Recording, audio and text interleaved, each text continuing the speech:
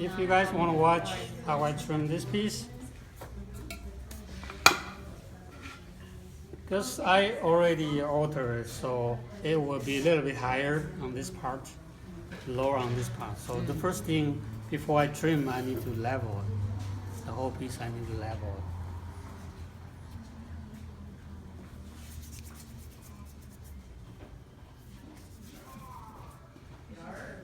So I'll put some clay here.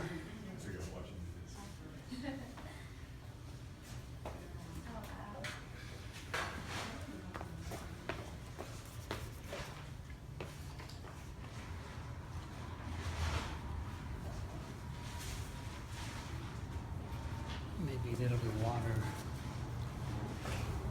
It's a little bit too dry.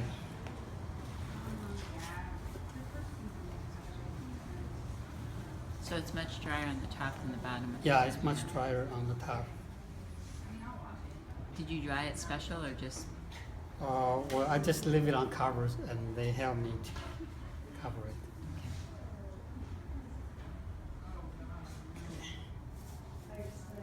Try to place it right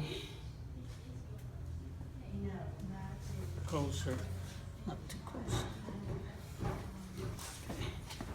So the first thing I want to do is try to level, okay?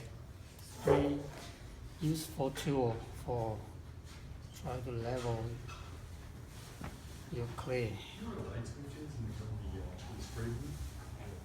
Open up the garage door and all that?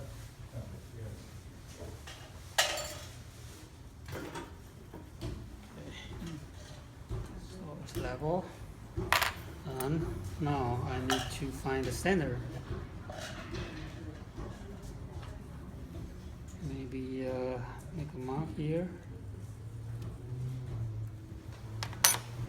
So this side is a little bit wider than this side. Make a mark, right? So you know you can push that direction.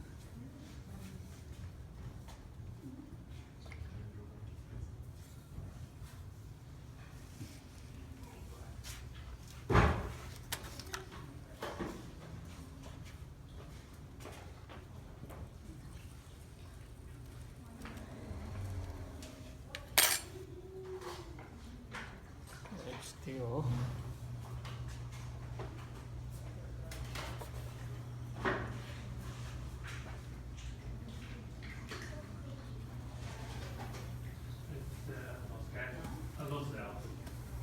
So basically I will just remove the clay here and keep the texture without touching them. Actually, this is pretty soft. I think your bag You want to have a lot of clay to hold it because it's not a level on the rim, so you want to use a lot of clay.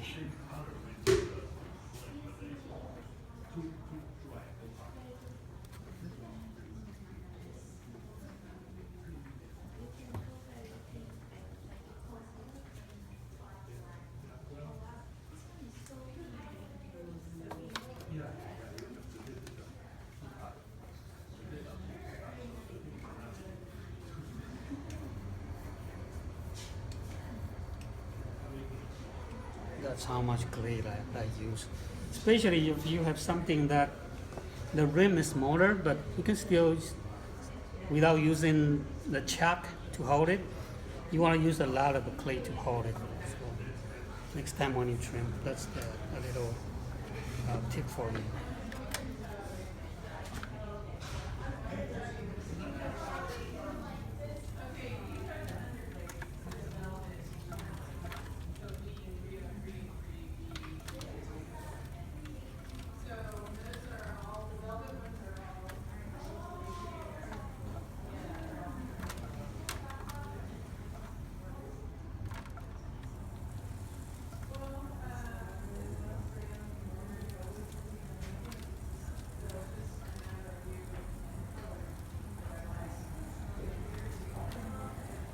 So this is my trimming tool, the Hsin tools, made out of stainless steel. Two ways to hold it. Okay, this is the way you hold it, and you trim it down.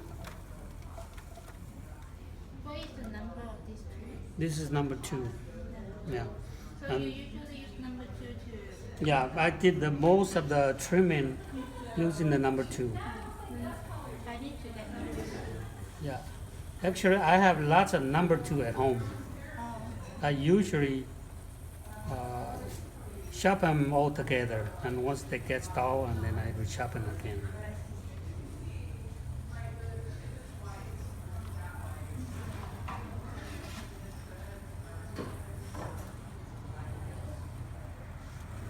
Maybe cut a little bit.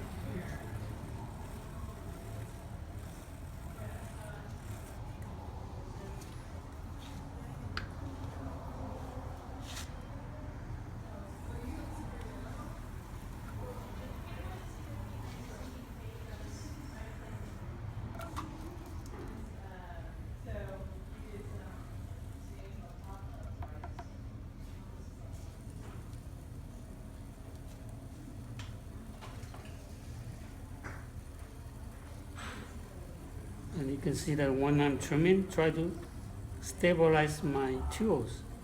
See how I hold my tool?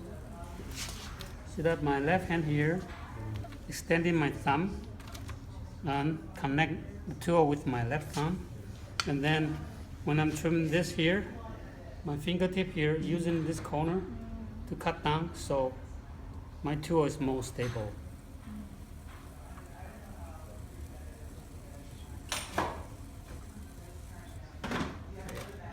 So that's the foot rim, and then the middle part.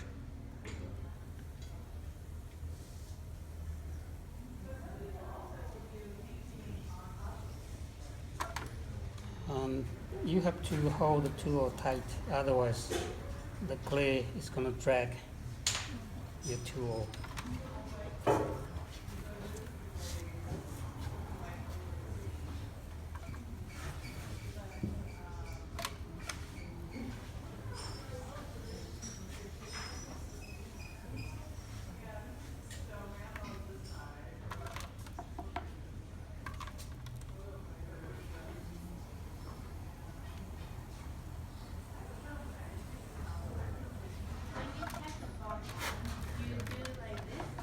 What? Like when you get... Yeah, I knock the bottom. You hear the sound. I hear the sound, yeah. So if it's thinner, it's higher pitch? Yes, if it's thinner, it's higher pitch. That's why the very first class or two, I show you. I don't know if I show you using the measurement tool. Probably not. Not in this class. Okay. Beginner class. Oh, beginner class. Yeah. Okay. Yeah. You use the chopsticks to measure the thickness. Yes. He has increments and he can drop it through a ruler and Oh, that's a good idea. I need to... Yeah. Later, after I, okay, you might be able to find. Yeah. Yeah, inside the box. these are disc. Yeah. So he'll put a piece like this and there's a hole. Oh, so you drill the hole? He did. And then the chopstick fits down.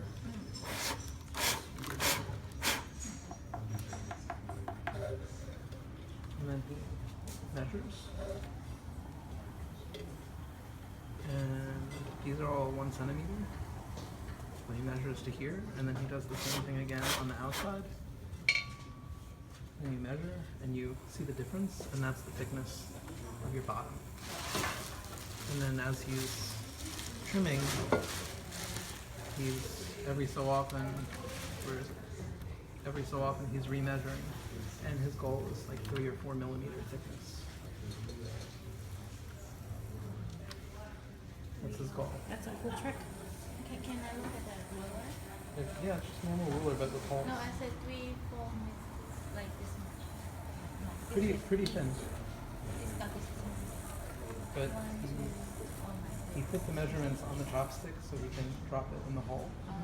And so he calculates the outside and the inside, and therefore you get So the this difference. is beginning class. Yeah.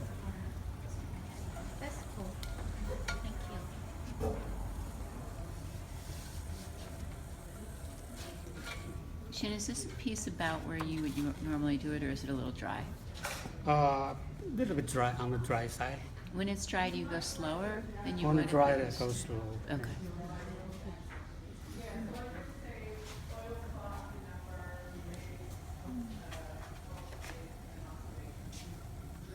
Do you make a stamp with your initial stamp at the bottom? Put my stamp on. Like, do you have signature that you stamp at the bottom of your Mm-hmm. Yeah. case? You want to see it? Yeah, if you. I think maybe some of this finished pieces. So after I finish trimming, I usually like to burnish the foot. You can use the back of the tool or can use a shiny rock. Okay. It's the rock. Do you buy them, the rock? Yeah, I bought it from Great Mall, but they don't sell it anymore. But you should be able to find online or maybe some rock company or something. I don't know.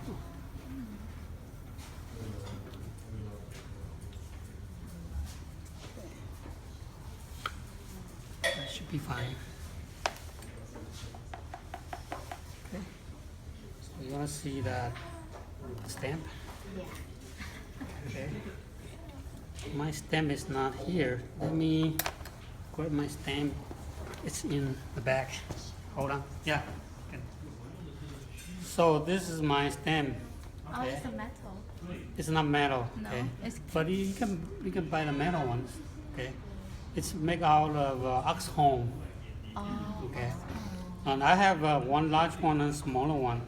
For smaller one, I usually stamp it on right on my foot of my little ones, so that I make it smaller, so we'll be able to go there on the foot.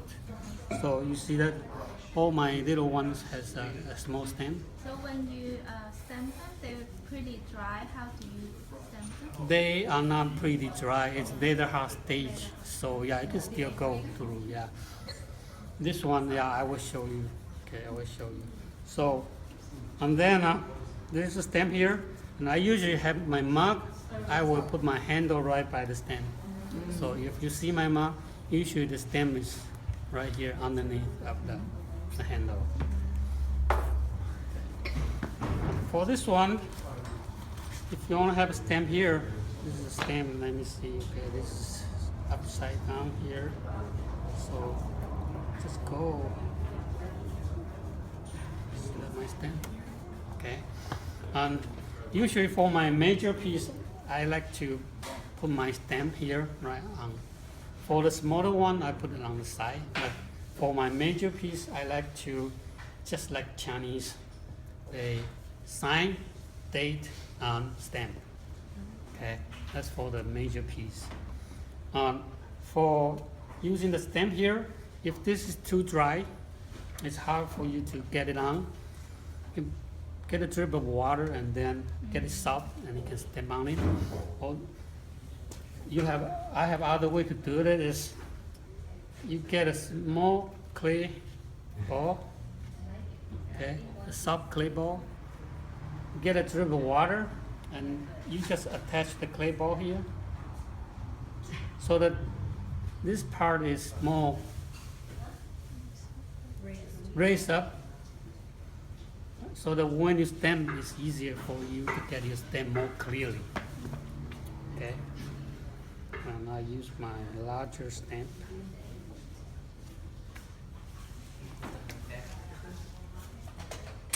Oh, it's almost like a wax seal effect. That's kind of Uh-huh. cool. So I put that stamp here, and then sign and date. Okay, that's for my major pieces. And what do you sign it with? I just use the needle tool. Needle tool.